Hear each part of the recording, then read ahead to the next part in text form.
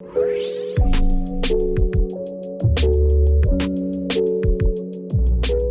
we are so excited to be here today with Hugh Sinclair from representing WSSC. He's our, third. Is your third WSSC represent? Yeah, coming in Nice. strong on the podcast. Yeah. So, Hugh, thank you for being with us today. Oh, happy to be here. Okay, so we're going to jump into the first question, and it's something that we ask everybody. So I want to know, Hugh, did you choose water or did water choose you? Interesting question.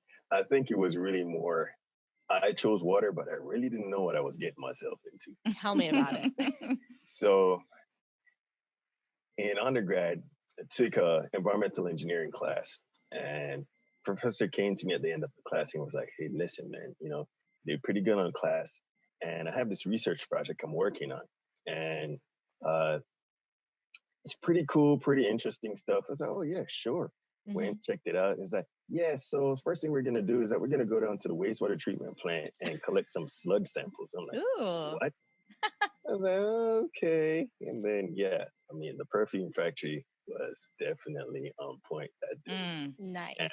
But, I got over that initial shock of it, and I've been stuck in it ever since. So I think I chose water, but I really didn't know what I was choosing. But wastewater chose you. Yeah, wastewater chose me. Needless to say, after that, it was more about, don't worry about it. I change my clothes before I go to the next class. It's always interesting giving people that disclaimer when they see you walking down the hallways with 2 buckets of sludge. It's like, oh, okay. Real sexy. Nice. So I think for the majority of our, both of our careers working in water utilities, doing public education and outreach and communication, we primarily focus on the water side. And, we talked about the ways that people could protect their sewer system and things like that, but we didn't spend a lot of time at wastewater treatment plants, and we didn't really spend a lot of time with professionals in that area until, ironically, we left the water utility world and started, this podcast and Rogue Water and all of that. And our first real experience was going to the water reuse conference that happened in Austin. We went there to go see some friends that were presenting, and we're sitting there in this presentation, and like the crowd is heckling the speaker. They're giving true feedback. They're actually, when they say, are there any questions, like hands are popping up, and just all this engagement and like all this humor, fun. We went to a pure water brew taste testing afterwards, and we were like, wow, we have found our tribe. Like to the dark side. We have come to the dark side. Yeah. It's just so funny that our involvement in WEF and on, the MA side just increased exponentially after we left the utility world. So there's nothing better than shit talking in my book. Oh, that is true. There's no I fit question right about in. It. Yeah. Yep. Stay in the gutter. That's how you do it. Yeah. Puns for days. Or better yet, great. stay in the sludge pipe. Stay in the sludge. All right. So bringing it back to comms, as you know, because you follow us on social media and have listened to the podcast. Like Twitter rock stars. Yeah. As you know, we're incredibly passionate about this idea of communicating to the audience. Audience. We preach this all the time, making sure that we're creating content that's made with our end user in mind. They're the ones that we're doing it for. And it's really difficult to do that without doing your homework on who your audience actually is. Do you think, in your opinion, that we do enough work as an industry to learn more about our customers and what makes them tick? Obviously we have our opinions. So what's yours? So you hit a hot button for me. All right. Right out the gate. Yeah, no question about it. This has been one of my main struggles in the water utility industry. Is the fact that I think the major misconception is that we're a product-driven enterprise and we're actually a service-driven enterprise. Absolutely. And the concept of a service-driven enterprise is the fact that your customer and the perceptions of your customers are your most valuable asset. So in that sense, we do far little, if any, research surveys, even good feedback, or have any heightened sense of awareness as to who our customers are, what they want, how they want to be communicated with, the type of service that they want, I think is really, we're captive to the monopoly mindset, where because we have this misperception that we don't have to compete, but we actually do. My mission for the last couple of years has really been to talk about the fact that water needs to move from this product orientation to service orientation, and the fact that we are in a competitive business because we're competing against every other essential service. And the funny thing about it is that we all have the basic tools to do this because we ourselves are all customers, right? And if you think about it in that sense, what is your real perception of your water utility? Is your perception level really high on your scale of, hey, these guys really know what I want? They're always reaching out to me. Or is it that, oh, here we go again. It's another water main break, or the bill is going higher. So I've been trying to really help us to pivot towards understanding that we need more positive points of engagement and not just contact and communicate with customers when something is wrong. That's not the objective of customer communication and advocacy. You build up the credit, then you use the credit. You just don't run into the negative all the time and then expect that you're not going to get any pushback. Exactly. Yeah. I love that you created your own acronym for PPE. You said positive. Now I just blinked on it. Positive points of engagement. Positive points of engagement. Because then I started going to what PPE really stands positive, for. personal. Wait. Positive points of engagement. So, because I love that. If we really look on it, for most utilities, you really only communicate with 3 different mediums. 1, through a bill. 2, through a customer notification, which is usually because of some extraneous circumstance that is usually relaying a negative message, right? Or in itself, just that communication of calling into the utility or you reaching out to them. And it almost always, it has some kind of reactionary connotation to it. You do very little branding, you do very little understanding as to creating and building a customer perception that helps to push us to the point of building up that equity so customers are willing to pay. The misperception, and one of the things I've been trying to tell people is this: if you understand the concept of why somebody pays for Amazon Prime, it's not really because of all these things that you see. It's the fact that there is a certain customer expectation that's built in. I'm getting it in 2 days. Nobody's going to heckle me about returning something, right? And everything else that comes with that brand identity. As water, we don't have that. For a long time, we relied on reliability. People don't really pay for reliability anymore. People pay for convenience, and people pay for a very high level of understanding of their needs. And we probably need to pivot towards that. Yeah, because I remember one of the first times we had a conversation, you brought up that fact about how try to think of another industry that doesn't invest tons into market research and understanding user experience and user perspective and what makes people tick. And I, going back to taking on that monopoly mindset, I guess we feel like people are going to drink or people are going to use water, whether we do that or not. But it's really not, for us, it's really not about that. And I think the best way, we talk a lot about rehumanizing the industry, and we talk about building trust, and we talk about like all of the benefits that come from having a trusted organization. But I think one of the easiest ways to put it is just the way that you said it, and shifting from this product mindset that you don't just offer a product, you also offer a service. And just because you were creating a quality product and one that you put a lot of faith in doesn't mean that you then get to neglect the service side of it, because more so that's what people remember. We're emotional creatures, that's how we respond. And if you look on it, one of the main you can think about one thing that's really the flashpoint that tells us why this is an issue: bottled water, right? Bottled water has really leveraged against the inefficiencies in our business model. and created a huge profit margin. It's the number one selling beverage in the country, right? Highest gross product margin of any beverage that's sold, right? 60% of it is sourced untapped, but then resold based on branding, communication, and high levels of awareness as customers at a much higher clip. If you look on it, it's really like an 18x cost up run on it when you're looking on the fact of, hey, and for some of this stuff, it's mind blowing ridiculous that they're selling you purified water, which is basically tap water, right? And the fact is, people are willing to pay, but why are they willing to pay? They understood convenience, they understood branding, and they met the customer where they were. The only reason you can do that is by understanding who you're serving. I'm glad you brought that up, because that basically is the next question or topic I wanted to get onto for a minute, was that our little soapbox of bottled water. I'm going to soapbox hard in a minute. Yeah.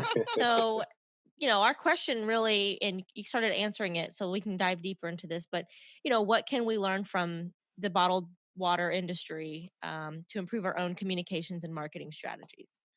Yeah, I mean, to me, it's somewhat of I try to analogize it with the Kodak model, right? Where Eastman Kodak thought that they were really in the film business. They didn't think that they were really in the image capture. I was going to pause and say, if you don't know what Kodak is, YPs, go Google Kodak. We used to have this thing called film we had to put in our cameras. Yeah, the days of the disposable where you had to do the winding. I just found 2 in a box, and I was like, I'm terrified, but also excited. What is on this what's camera? going to be on there, right? That's the only camera my mom uses, by the way. Wow. Okay, keep going. Tell me more about Kodak analogy. Come on. So I mean, really, the thing about it is this: it's a misunderstanding as to what business you're in, right? And the fact is that what we can learn from bottled water is the fact that they're basically just leveraging on a product that they get. And the reason why customers are willing to pay, and the reason why, take a simple example. Most water utilities, when you have a boil water notice or any break-in service, we compound the issue by we roll out and we're saying, hey guys, here it comes. Let's give you all these bottles of spring water, right? That we're giving to you when we're in somewhat of a quality crisis, right? So we're reinforcing this branded idea that this is a better, higher quality product, right? We put very little work into any kind of counter campaigns or anything for them to understand. If you understand the difference is just quality wise, the FDA controls bottled water, which has very, very low testing limits that has to be on it, right? Yep. So just the fact that the facts are on our side, but we never leverage it at all, right? No. And I think one of the major misunderstandings is people think that bottled has no impact on tap, but it does, because when a customer is perceiving as to what they're willing to pay for, if they're not willing to drink it, they're not going to pay for it. Exactly. Right? So if you're going to marginalize yourselves into being only somewhat of a gray water operation, you're in big trouble. The only way that we do that is really by building up our customer trust and understanding. And you have to do that through communication and branding and constant pivoting and reacting to the market atmosphere. And we need to really learn that question, or else we're going to be blockbuster before Netflix. I mean, it's just, it's the basic understanding of what's happening. Yeah.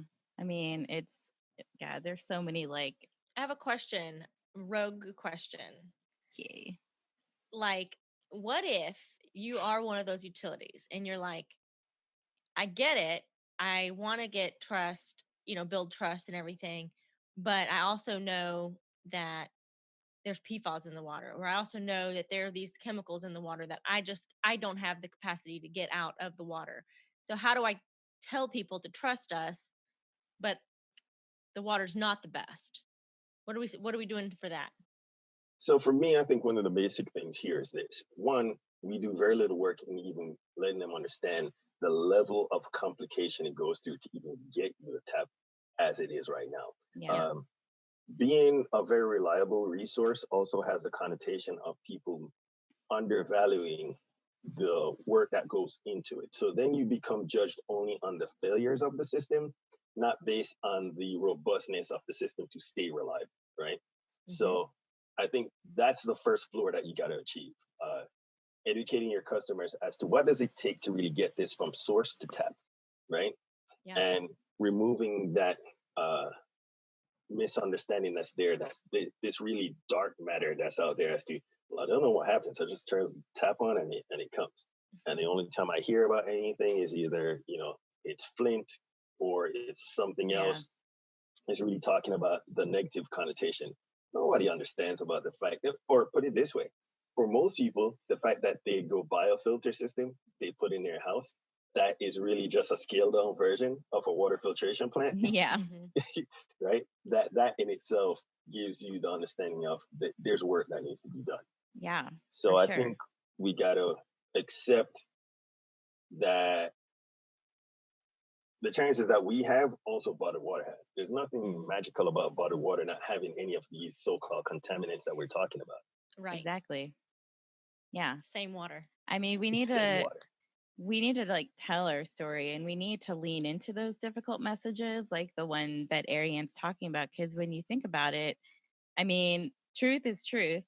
And whether you tell them about it now or tell them about it later, and that doesn't mean, I feel like some people feel like they have to have all of the answers and the solution and all of this. That's like a a friend, bad like, strategy. no, just, you don't have to have everything figured out. You need to include people in the conversation around the way and have like a plan. And if you have to reiterate that plan, that is also okay. But people just want to hear from you. Like, would you rather be the one as the trusted water professional to have these difficult conversations with customers, or do you want primo water filter to be the ones that are telling people about this because that's what's happening? Or the I can't think of the name now, but that other filter company that puts out a beautifully well designed website version of everybody's CCRs that people actually look at and engage with. And like, do you want them telling your story? Because your story is going to get told. But if you tell it first, then you get to control the narrative and you get to become the trusted source of information. But you have to be having them, even the ones that give you bubble guts. Like, but you see, that's the thing that I think we misunderstand the most in our industry. I mean, I try to work through a leadership mantra of own the space first. Right? You own the space first, you set the rules, right? And I think we're too used to reacting. Naturally, we're a conservative industry. But we're extremely conservative when it comes on to customer engagement. So that in itself negates any goodwill we could bring up, because customers now, even more than that, I think is going to become even more exacerbated, because the level of expectation of based on connectivity and information flow right now, if you're not proactive, the story is going to be told for you. Misinformation becomes fact the longer you take to respond. So I think even just initially engaging, even just to say, hey, we're aware of it, but we're going to come back to you with answers, is better than the Twitter sphere taking off, right? And everything else happening, because the way information moves now, stuff moves from rumor to fact real quick. Oh, yeah. Yeah. And to speak to your point in terms of what are we going to do? Because, the whole conversation happens around the lead issue with, the first response being, well, we're not responsible for this amount. Like, you're responsible for that. And I'm like, well, true. But I mean, I still want to be able to come to you as a water professional who's been doing this for decades and say, okay, I get that, but like, now what? And, if it's a cost issue where I need to replace all the piping in my house, okay, great. But like, now what, And so like working together, I feel like that shows a community. I always think back to like Kathy Bailey and like her approach to developing their lead program. And really stepping up and saying, sure, it's not our problem, but water is my problem. And so like, we're going to figure this out as a community. And it takes a lot of boldness, which, you know, she's not in lack of, to do something like that. But I just like really stepping into our roles as the water experts in our communities, regardless of how whether we are or aren't responsible for it, but just being that voice of leadership, and stepping up for that, because I really feel like this, the lack in public trust. I mean, I think the JD Power and Associates Yeah, survey just the came back that surveys are said brutal, man. 25% Always. of people don't even drink their tap water. Yeah. So drop in public trust, or the rise of bottled water, you know, I just personally, I attribute that just to silence. I think our It is. silence over decades let them come up in our house and And talk own the noise spot. about it. They own the spot now. And then, you know, so, and even more than that, it took a while for most utilities to respond of, okay, you're not going to be giving bottled water out in meetings. You're going to Yes. have, Yes. you're going to have your own water with cups, right? Or even the fact that you're not going to have filters in your water dispensaries in your Quit own letting building. city council drink bottled water on their desks. Like, You know, Yeah. that's the whole thing. make it a big deal. Like, Yeah. But it goes back to that core service mindset. You understand it's through the fact of what you're really selling is an experience for the customer. Yeah. Right? The product is only the vehicle of what you sell, right?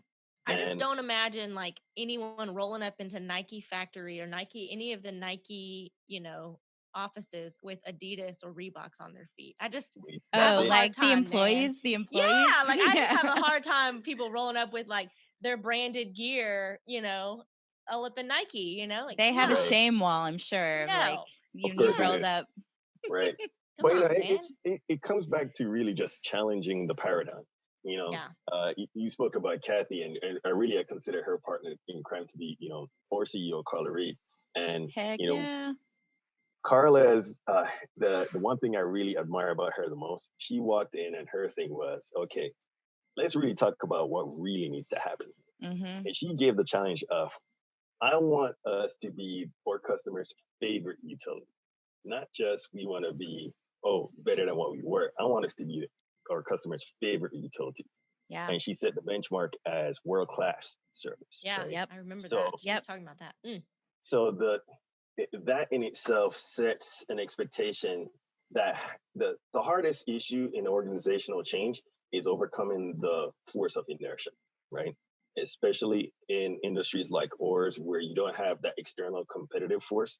Really, all we have is regulatory force, right? And cost pressure. Then that's all we have. We don't really have that need, that constant pressure to respond to everything else to retain customers. Right. And that's the monopoly understanding of it. But they hurt us in another way. Every utility's major concern is, how do you get people into a space where they're willing to pay for what it costs us to produce and deliver this thing to you? Yeah. And the reason why we're running up on that now is that we've completely exhausted the old model. And until we start figuring out a value added model where you're not just getting just water, right? It's not gonna happen. Yeah. Right. Well, I'm glad you brought up Carla, because huge Carla fan. So before we go into another And her dance moves. Yes, another point of You guys have passion. just seen the small sample. Oh yeah, another point of shared passion that we have, which is innovation, which we're going to get to in just a second. One of the things that I love, just to kind of wrap up this conversation of product versus service, you know, so product is very transactional, whereas service is more relational relationship, hence the word relational. And so I think that really shined through in the example that she gave us with the rate restructuring that went on at WSSC. And you know, if it was a purely transactional relationship, then she could have, or you know, y'all as an organization and her at the helm could have been like, this is what it costs to do business. This is the product that we serve. This is how it's going to go up. Yeah. But the fact that it was a priority to invest in the community outreach and engagement, and most especially the tool that you guys created, Yeah, the rate calculator, the right? rate calculator, so that people could Beautiful. in advance see how this was going to impact them personally, and then work together with you guys from there. Like, that is demonstrative of a relational perception of customers. And so I that always sticks out to me in my mind when I think about those two. So kudos to Yeah, y'all and for yeah, doing that. she always puts in the fact too that I am a customer of the utility as well. Yeah. So decisions that I'm making, I'm keeping in mind that uh, I don't lose that hat when I walk in the building. And I think Yep. that's really one of the most impactful things in her toolkit that she utilizes a lot. And understanding that yes, it is about a relationship, and it's not necessarily about a bill. Yeah. And I think that's where we really have to shift. Yep. Empathy is powerful. So, okay. So, yes, innovation. You're passionate about innovation in the water sector. Your organization as a whole is passionate about innovation. And our experience is that a team or organization that isn't communicating also isn't collaborating or innovating. So, what's your take on communication's role as it relates to innovation? So this is something I recognized a very long time ago. I'd have to say it's the non-engineer part of me being an engineer. But in any case, I think I put it back to this one Japanese proverb that I really take to heart, where it says that vision without action is a daydream, and action without vision is a nightmare. Right? Oy. So if you understand the balance between both of those, I think in our industry, we tend to hit on the action without vision portion of it. And I think in that sense, we very seldomly ask about what is possible. And the whole point of innovation is looking on really what is possible.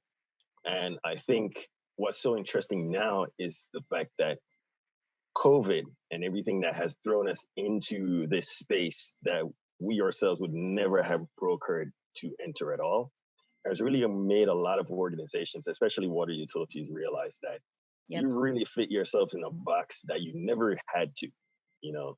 The fact that teleworking in the water sector was this really taboo thing, like, oh, no, we don't do that. What are you talking about? Would never, Ever. What do you mean Zoom? Yeah, Never. exactly. I do Be in want to the let me conference download room that. at 9. It doesn't matter what it is. This is Exactly. Conference room, 9:00, 6 hours later. Yeah. Brought in some pizza. Exactly. That's what it is. And, hey, we're going to do a PowerPoint, but everybody needs a printout. Oh my God, it's so true. Oh God, So you're making me not miss it. I miss it on so many days, and then I remember those meetings when I go, no. Oh my gosh. Yeah, but but the thing about it is, I think it really goes back to the core of. I think most people misunderstand what innovation is. I think innovation really comes down to the fact of you're looking for ways to optimize your performance, and the first part of that is creating a general understanding of two things. What's the problem you're trying to fix? And what's the possibility that you can get out of fixing that problem, right? The only way you can do that is through communication. And the fact is we very so much undervalue communication, but even more so, and I know you guys will agree with me, I think the most effective part of communication is the ability to be a good storyteller, right? People made that transaction based on placing themselves situationally in a circumstance.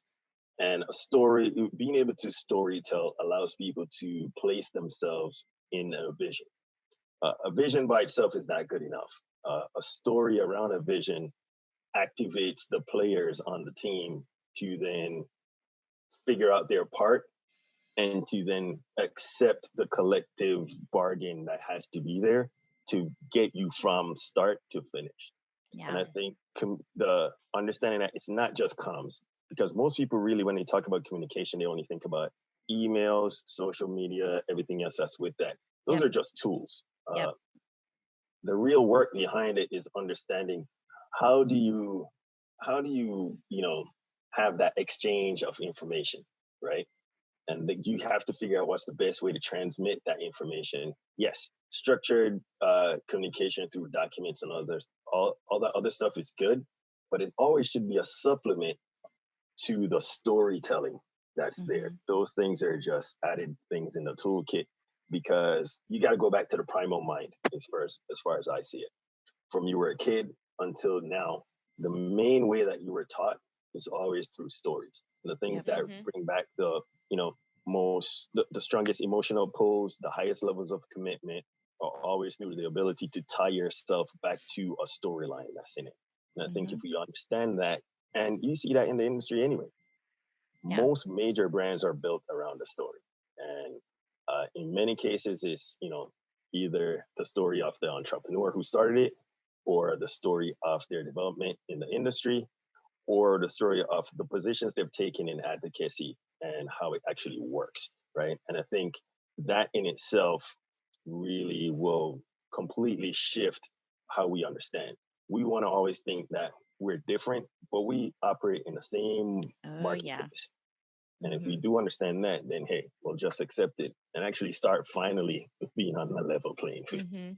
Exactly. God, there's so much neuroscience and psychology that just backs up everything that you just said. Totally. But it's really the human in all of us that really puts us on that level playing field. And when we don't take the time to kind of learn how to add that to the equation, that's why I love the notion of the IQ EQ equation, because you really have to have both to have success. You have to be innovative, you have to have the great ideas, but you also have to be able to communicate that to others, to get buy-in, to get a whole team working together to make it happen. Commitment is not a command. And no. I think most people miss that. Yeah. Oh, for sure. Yes. But well, I love that. I love that you mentioned that you are an engineer, and can we just pause? I need every listener to say, if I am an engineer, I can still communicate and be involved in storytelling. Like, and you in storytelling. We're trying to rebrand the we gotta rebrand engineering. Yeah. We're rebranding the image of the engineer.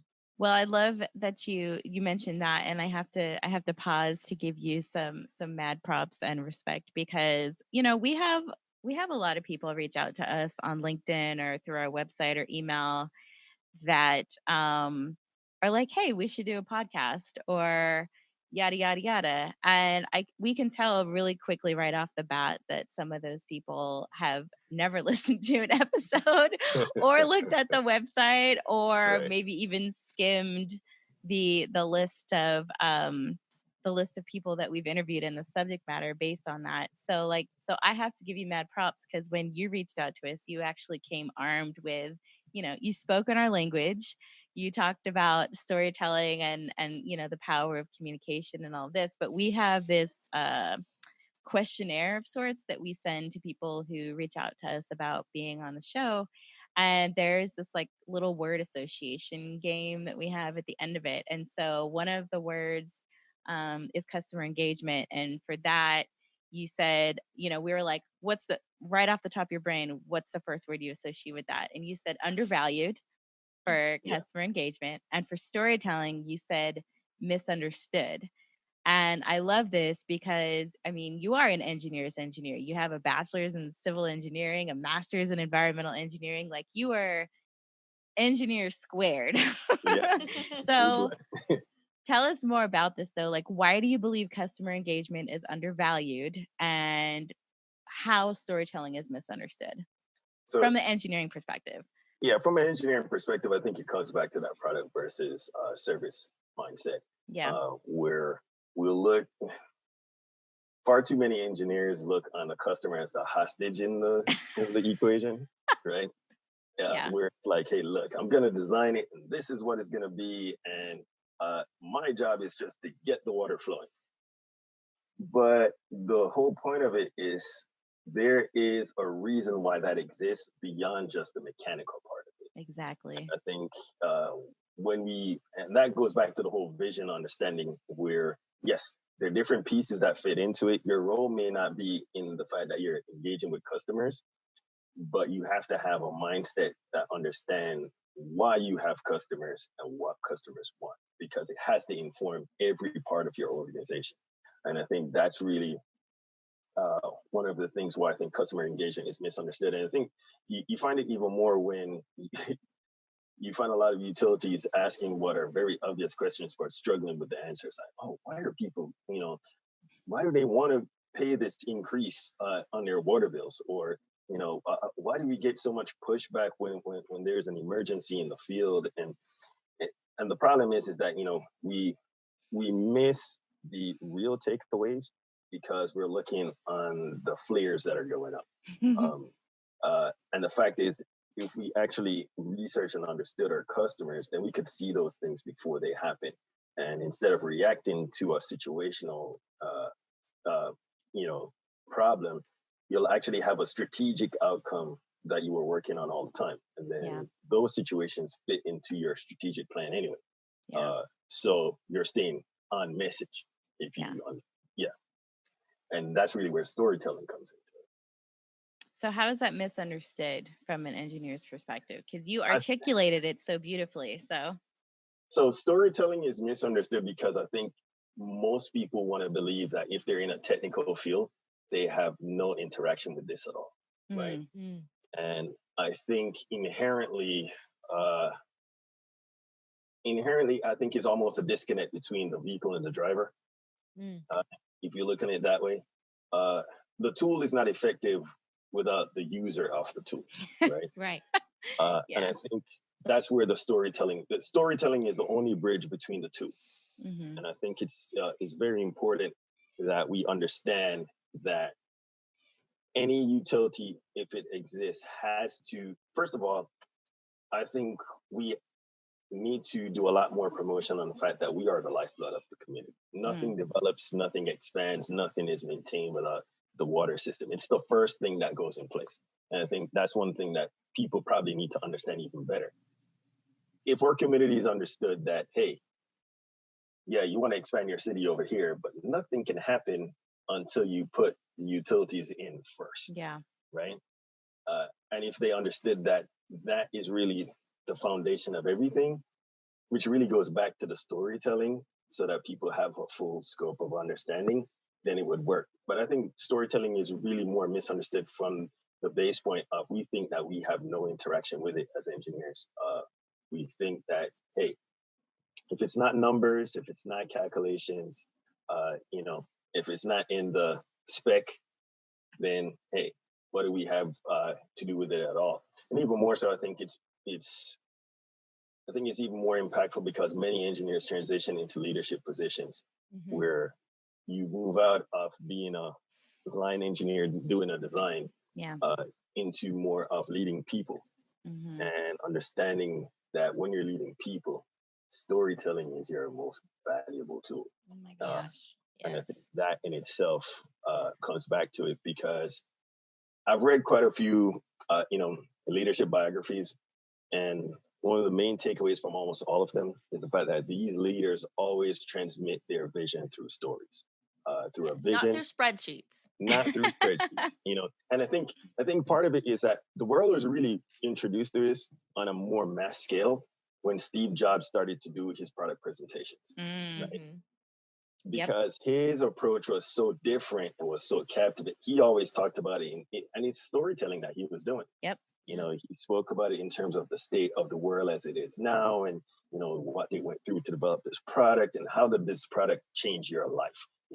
What is this going to do for you? And you start envisioning yourself in a way that you didn't before, and hey, you become an Apple junkie without even really knowing it. And it's really, you think that you're really buying the product, but really what you're buying is the vision of what that product supposed to, transmit on you. Really, Apple is a lifestyle brand, and that's what people really, misunderstand. Yep.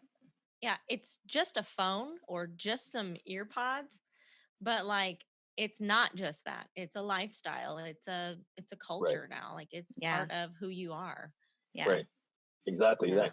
And then so when we understand how the water utility plays its role in the community, if we then use that power to transmit that into what happens. Even now, during COVID, one of the things that I'm trying to, I hope that we would do a lot better of is one of my pet peeves in this whole thing is the fact that we've been just silent on the sidelines. All I give all credit to healthcare workers who are on the front lines, but water utilities is the first PPE that's there. Without that, nothing else works, right? Yeah. And we really have just left the space completely open in terms of who does the public understand is on the front line for the response. And we've abdicated our role in being part of that story. Mm-hmm. And again, that comes to the perspective of understanding why is storytelling valuable. And if it is, then you'd understand why you need to engage, because your recovery and the willingness of your customers to partner with you in recovery is going to be based on the stories that you tell now, not the stories that you're going to tell then. Yep. I think there are a lot of telling things. So if you want community transformation, our mentor, Greg, he says that water is the catalyst for community transformation. So definitely, all you engineers or all you people, whether you're an engineer or not, becoming the leaders of your utility, you can be the catalyst for community transformation. Yeah. And you have to step into that role, to your point that you made earlier, that nothing happens without water.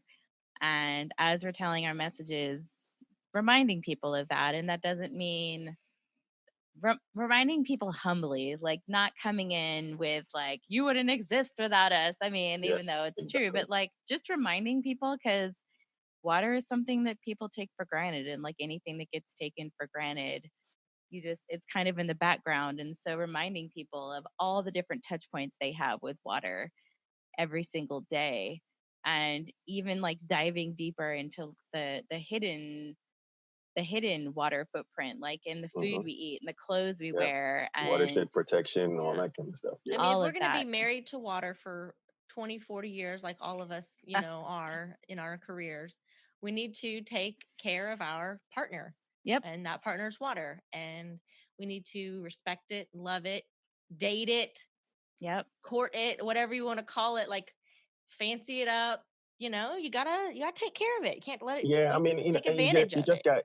The good thing is that you have some, we're doing a lot better in our storytelling. And you have some utilities who are just absolutely crushing it. I remember, I think I was in Toronto and I saw this billboard where it was like fast time brought to you by whatever utility. And I was like, dude, that's so dope. I mean, so I'm kind of in your camp where, I see a lot of this stuff through the lens of what's the message. And I think there's a lot of room for us to run. I'm going to tweak Ariane's point just a little bit, because I agree that you do need to do all those things, but the focus it's not water, it's customers. Yeah. Because that's why like, yes, water is life, but that falls deaf on people's ears if they don't, well, what does that have to do with me? And you're like, well, it's freaking obvious what that has to do with you. But again, you have to remind them. And so it sounds weird to say date your customers. Well, yeah. Court your customers. But you do. That's what it is. That's water the relationship. Is the love between the two. Yeah. It's your shared interest. It's your I can't think of it in relationship terms now, but yes, date your customers. Right. And you're probably married to one. You got to spice it up. And that's the thing is a fact. No, you got to spice it up, because the fact about it is that if you think about it in that sense, we're really the old reliable, Yes. We're not sexy. Exactly. And customers We've let ourselves go. Exactly. Let ourselves go. We did. And customers exist in this space where they're seeing profile pics and everything every day, saying, hey, look at this new shiny thing out here. Look at that shiny new thing out there. And then we keep asking, or even more than that, my biggest pet peeve is the fact that we go out and we ask customers to pay more because the infrastructure is crumbling. It's like, oh, God, that's the worst thing you could ever do. It's like, the pipes are going bad, so you need to pay more money. It's like, that's the worst messaging you could ever have. Yes, it may be true, but that's not what people pay for. So you got to really understand how you engage. And I think if it is, and well, part of why you guys know that, I reached out because I'm trying to find disciples for my message of product versus service, right? Preach I it. think if we can really find enough of a groundswell, especially with this generational shift in the industry now, Yeah. bringing in new leaders who really understand the fact that the industry needs to pivot to understanding its true mission, which is world-class service through water, Yep. right? Then I think we really will make this something a lot more sustainable and a lot more effective going forward, because one of the biggest crises that isn't spoken about on a worldwide basis is the water crisis that's going to be coming. Yeah. And Ours. we got to really lean into this as it is now and understand that uh, it's going to be different. It is different. And we just really need to start working as that is now, not coming in the future. Yeah. We have to think like Netflix and not Blockbuster. Darn right. Yeah. We have to get rid of that side piece bottled water. We got to get rid of it. Came Yep, up in the yep. house. Got to Yeah, you know, kick them out. yeah, Get 'em outta here. don't swipe right. No. No. No. Yeah. All right, we're Hey. gonna go into the lightning round Yeah, because otherwise we're going to be here for hours. all 'cause- day. I'm sure you have better things to do than hang out with. What did you call us? Royalty earlier? Yeah, you know, you guys are like, you know, the dope crowd in the water field. You know what I'm saying? All the cool kids hanging out with the engineers. I'm probably gonna realize the next time I see you guys at like WFTech or whatever that, you know, they got the little booth set up over there. It's like, oh, can't talk to these guys now. You know, No, we don't do a busy. booth because we Talk to their bounce around booking too agent. much. Yeah. Talk to their booking agent. You know, next time we reach out to Stephanie on LinkedIn, it's like, talk to my people. Yeah. Totally. That's totally us. Yeah. Oh, Totally boy. unapproachable. No, but I really just love what you guys are doing. We really need to shake it up, because I think if we get that, unfortunately for our industry, we got to speak the quiet parts out loud, and really that's Yeah. what you guys are doing. Yeah, we're giving everyone bubble guts. You're welcome. All right. Okay, Kick it so off, Stephanie. name a moment you felt the most authentically you. So my most authentic self is the fact that at heart I'm an island boy. So I'm from Jamaica. Nice. So when you want to see me in my most authentic self, you put me around jerk chicken, food, and everything else that has to do with that. I think when it comes on to that, it's usually interesting in the water industry when you run into like minds like that. And it's always funny because people see me switch into, you know, my lingo, and they're like, wait a minute, what's going on here? But that's when you see me in my most authentic self. So if you see me and if Teo Benner together, I was gonna say, oh man, that's my new goal for whenever we all get to hang out again. Yeah, you know, we're having our current Twitter battles in terms of what we're cooking. You know, there so you go. she's the winner right now, but you know, I'm gonna she's a badass. I love her. Y'all can mail that to us anytime. Yeah. Okay, so next question. This is a blank that you'll fill in. So I'm so glad I met blank this year. And it can count us through Zoom or LinkedIn. No, you guys are definitely top on that list, because no, for real, no doubt. Because I think part of it is the fact that I've been really thinking for a long time that, you know, hey, we need a vehicle that fits the moment right now to talk about what needs to happen. And it was really interesting for me running into you guys and figuring out, hey, wait a minute, somebody's doing this. Oh, somebody's doing a podcast? Dope, because I'm a podcast fiend. Ooh, and yes. You know, so for me, and then on top of it too, I think breaking the mold in terms of just how you guys do it, and really making it work in the sense of being authentic about it, but still being impactful at the same time, which I think is, you know, is needed, and it works in that way.